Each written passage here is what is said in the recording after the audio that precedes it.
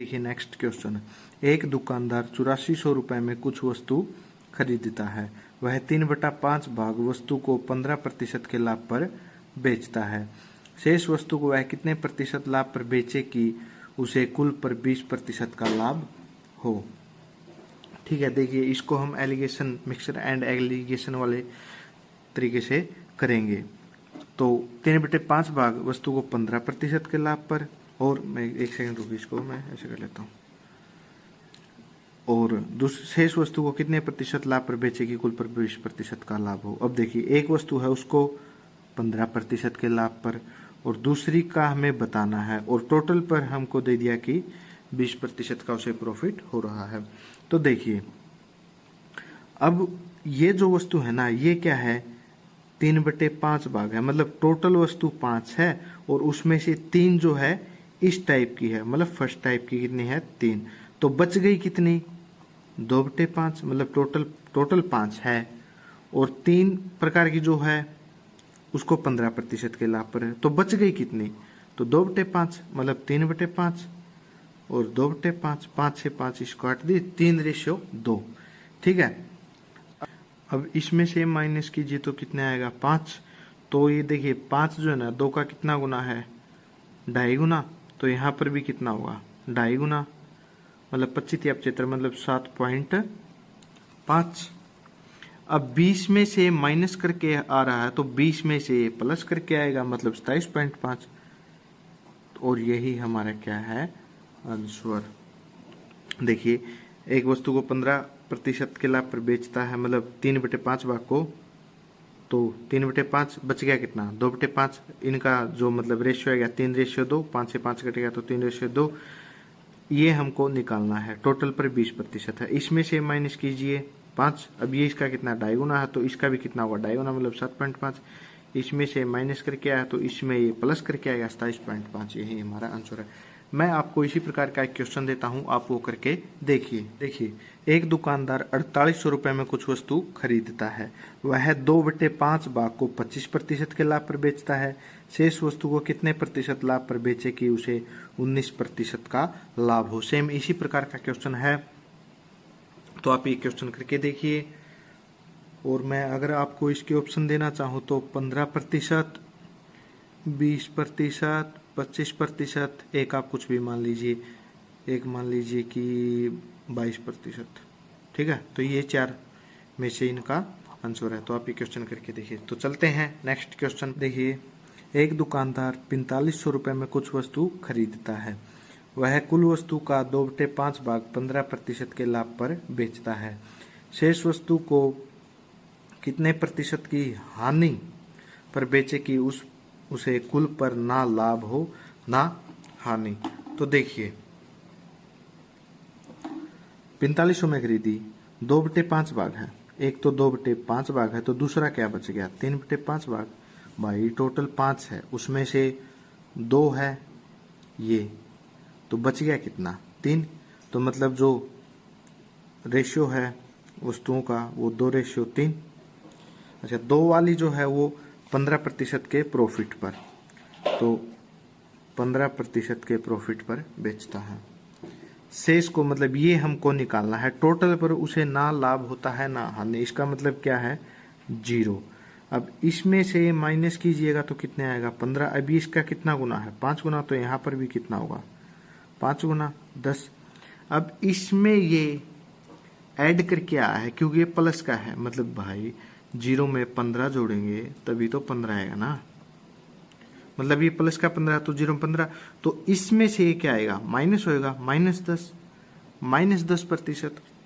तो ये क्या आएगा, -10%। और माइनस है तो हानि है, और ये ही में हमसे पूछा गया है कि शेष वस्तु को कितने प्रतिशत की हानि पर, 10% की हानि पर बेचेगा तो उसे कुल पर उसे ना लाभ होगा ना हानि। तो चलिए चलते हैं अगले क्वेश्चन पर। देखिए एक दुकानदार 160 कलम 25 रुपए प्रति कलम की दर से खरीदता है। वह 60 कलमों को 20% के लाभ पर बेचता है। शेष को कितने रुपए प्रति दर कलम से बेचे कि उसे 30% का लाभ हो, मतलब उसे 30% का जो लाभ है ना, ये कुल पर है, टोटल पर। तो ठीक है, अब देखिए जो कलम है उसको दो भागों में बनाकर वो बेच रहा है, एक को 20% पर, एक का हमें निकालना है। और फिर उन कलमों को कितने रुपए प्रति बेचे ये भी फाइंड करना है। तो पहले हम निकालेंगे कि जो दूसरे प्रकार की, कहने का क्या मतलब है, देखिए टोटल 160 कलम है, एक तो 60 कलम होगी उसमें और एक 100 हो गई, क्योंकि दो भागों में बनाकर बेच रहा है 60 कलम और बच गई कितनी, 100 कलम। तो मतलब 60/100, 3/5 में आ गई, 20 दिया 60, 20 × 100। अब जो 60 वाली मतलब 3 वाली ही, ये कितनी है, 20%, और टोटल पर कितना है, 30%। अब इसमें से जाएगा तो 10, मतलब ये कितना गुना है, 2 गुना, मतलब 5 दूनी 10, तो 3 दूनी 6। इसमें से माइनस करके आया तो इसमें ये ऐड करके आएगा 36%।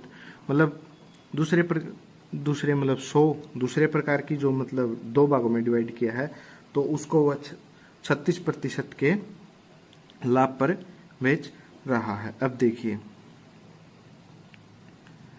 तो खरीद कितने में रहा था वो, 25 रुपए प्रति कलम, बेच कितने में रहा है 36%, तो इसका 136% निकाल दीजिए।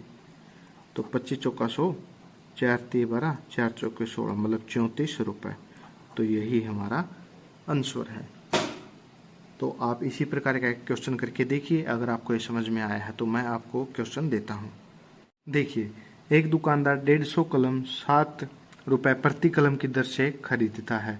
वह 50 कलमों को 10% के लाभ पर बेचता है। शेष को कितने रुपए प्रति दर कलम से बेचे कि उसे कुल पर 20% का लाभ हो। आप ये क्वेश्चन करके देखिए। तो चलिए चलते हैं अगले क्वेश्चन पर। देखिए नेक्स्ट टाइप, एक दुकानदार दो वस्तु में से प्रत्येक वस्तु को 18,000 में बेचता है। अब ये देखिए, अब ये बोलेंगे कि सेम ये तो उसी प्रकार का लग रहा है, बट पहले यहाँ पर क्या था, दुकानदार खरीदता था, बट अब क्या कर रहा है, डायरेक्ट बेच रहा है। वह एक वस्तु को 25% के लाभ पर बेच दिया और दूसरे को कितने प्रतिशत की हानि पर बेचे कि उसे कुल पर ना हानि हो ना लाभ। अब आप ये बोलेंगे कि इसको मिक्सचर एंड एलिगेशन वाले तरीके से करते हैं, बट ये उस तरीके से नहीं होगा, क्योंकि अगर वो यहाँ पर खरीदता तब तो ये लगता, बट वो क्या है, बेचता है, तो वो तरीका यहाँ पे काम नहीं करेगा। तो इसका एक डायरेक्ट ही तरीका आप वो समझिए। देखिए अब क्या बोल रहा है कि कुल पर ना तो हानि हो ना लाभ हो, मतलब देख 25% लाभ पर वो बेच रहा है, तो मतलब हमें क्या करवाना है, 25% की हानि ही तो करवानी है, तभी तो बराबर हो जाएगा ना, क्योंकि कुल पर क्या है, अब यहाँ क्या चाहिए, 0। अगर मान लीजिए यहाँ पर वो 25% का प्रॉफिट कमा रहा है, तो यहाँ पर क्या करवाना होगा, 25% की हानि।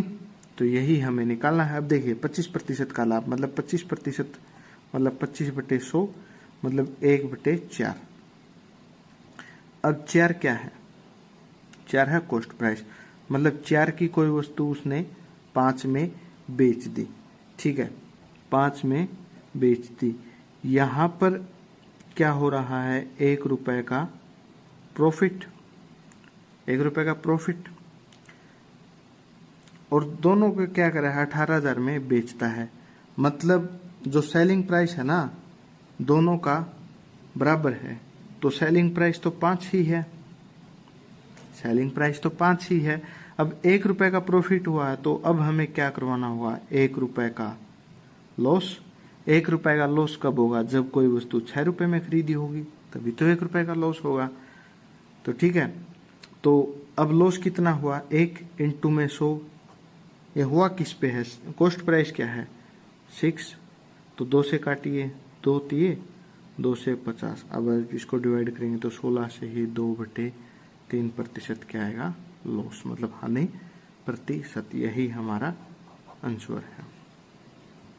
25% के लाभ पर बेचता तो 1/4, मतलब 4 की वस्तु 5 में बेचती, सेलिंग प्राइस इक्वल है तो 5 का 5 ही रहेगा। अब 1 रुपए का प्रॉफिट हुआ तो क्या करवाना होगा, 1 रुपए का लॉस, मतलब अब 1 रुपए का लॉस कब होगा, जब हमने कोई 6 में खरीद कर 5 में बेची होगी, तो 1 रुपए का लॉस हो गया। तो लॉस गुणा में 100 बटे में कॉस्ट प्राइस निकाला, तो 16 से 2/3% का लॉस। तो चलिए आगे चलते हैं। अगर आप इसी प्रकार के क्वेश्चन निकालना चाहे तो निकाल सकते हैं। मैं आपको बता देता हूँ, सेम यही है, बट यहाँ पर क्या मान लीजिए 15,000। मतलब एक दुकानदार दो वस्तुओं में से प्रत्येक को 15,000 में बेचता है। प्रत्येक को बेचा है, प्रत्येक को 15,000, मतलब सेलिंग प्राइस क्या है, इक्वल, तभी ये 5-5 ले आया है। ठीक है, बेचता है एक वस्तु को, वह यहाँ पर मान लीजिए वो बेचता है उसको 16 से ही 2/3%, 16 से ही 2/3% की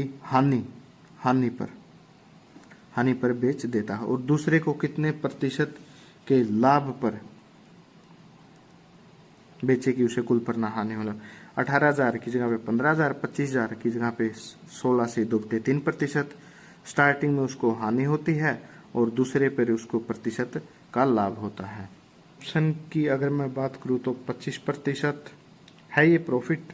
ठीक है, लॉस नहीं है क्योंकि निकालना ही लाभ है। 25, 20, 30 और ये 15, इन चारों में से आंसर है। आप ये निकाल के देखिए। तो चलिए लिखिए, एक दुकानदार एक वस्तु को 12% लाभ पर बेचता है। यदि वह इस वस्तु को 180 रुपये अधिक मूल्य पर बेचा होता तो उसे 18% का लाभ होता। अब हमें बताना है कॉस्ट प्राइस, अच्छा सेलिंग प्राइस बताना है पहले वाला, और दूसरे वाला सेलिंग प्राइस भी बताना है। अब देखिए 12% के लाभ पर बेचता है। अगर 18% के लाभ पर बेचा होता तो 180 रुपये उसे अधिक मिलते। तो कॉस्ट प्राइस निकालें और दोनों सेलिंग प्राइस निकालें। अब देखिए 18% और 12% में डिफरेंस कितना है, 6%। और पैसों में कितना डिफरेंस है, 180 का, तो 6% की वैल्यू कितनी है, 180।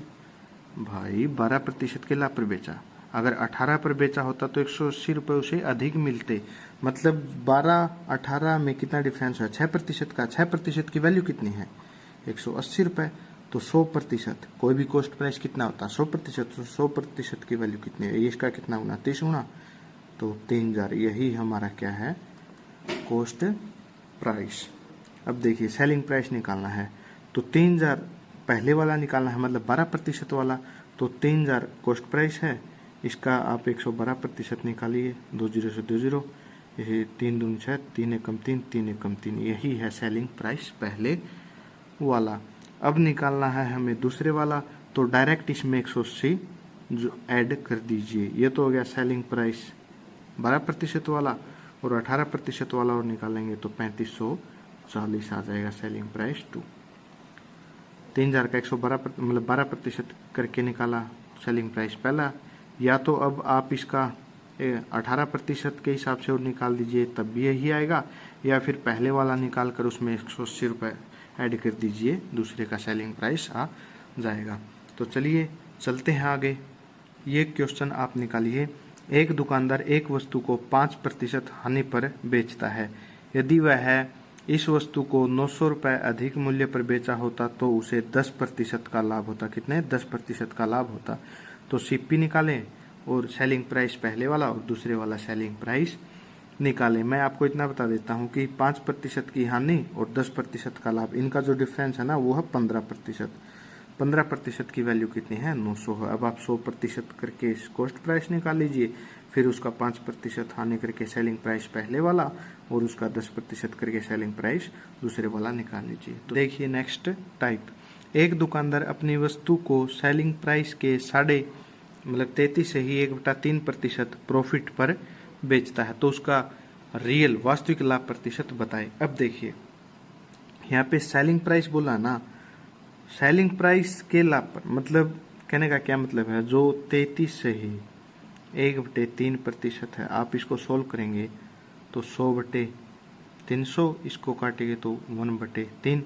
अभी जो 3 है ना, ये सेलिंग प्राइस है, क्योंकि उसने वस्तु के सेलिंग प्राइस के लाभ पर बेचा। तो 3 क्या है, सेलिंग प्राइस, और 1 क्या है, प्रॉफिट। 3 में बेचकर 1 रुपए पे किसी ने प्रॉफिट कमा लिया, तो इसका मतलब वो खरीदी कितने में होगी, 2 में। भाई अगर 2 में कोई वस्तु खरीदी और 1 रुपए का हम उस पर प्रॉफिट कमा रहे हैं बेचकर, तो बेचेंगे कितने में, 3 ही में बेचेंगे। तो ठीक है, कॉस्ट अब प्रॉफिट कितना 1 इंटू 100, कॉस्ट प्राइस कितना 2, तो 2 से इसको काटिए मतलब 50%, यही है उसका रियल प्रॉफिट। तो ये था नेक्स्ट टाइप। अगर आप एक क्वेश्चन करना चाहें तो आप कर सकते हैं। मैं आपको रकम दे देता हूँ 14 सही 2/7%, मतलब इसकी जगह पे 14 सही 2/7%। और ये क्या बेचता है, हानि पर, मतलब एक दुकानदार अपनी वस्तु को सेलिंग प्राइस का 14 से 2/7% हानि पर बेचता है, तो उसका रियल हानि प्रतिशत बताएं। मैं आपको ऑप्शन दे देता हूँ 12.5%, 15%, 18%, 20%, इनमें से आंसर आएगा। आप ये क्वेश्चन करके देखिए। तो इसी के साथ यही थे हमारा आज का आखिरी क्वेश्चन। मिलते हैं अगली वीडियो में, तब तक बाय।